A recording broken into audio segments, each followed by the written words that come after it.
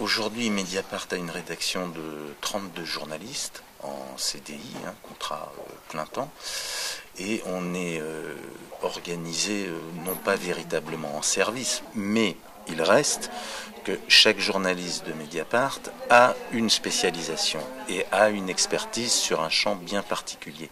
Ce qui fait qu'on a organisé, on appelle ça entre nous des pôles.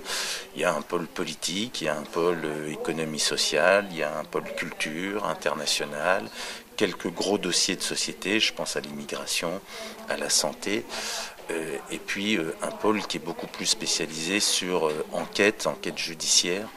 L'essentiel, c'est, et c'est comme ça que cette rédaction a été constituée, c'est que les journalistes qui nous ont rejoints ont une expertise forte sur un certain nombre de sujets. Mais en plus de ça, on demande à chacun de ne pas être rubricard. Et c'est ce qui nous a permis, par exemple, sur des très gros dossiers, je pense par exemple à l'affaire Bettencourt, de se mettre à 15, à 16, à 17 journalistes à un moment. En termes d'organisation, on n'est pas du tout dans la lourdeur d'un processus de production d'un quotidien papier. Donc les réunions qu'on a, on a une réunion quotidienne, sont des réunions exclusivement consacrées à la discussion des sujets et pas du tout à des questions d'arbitrage, de place, d'horaire, etc.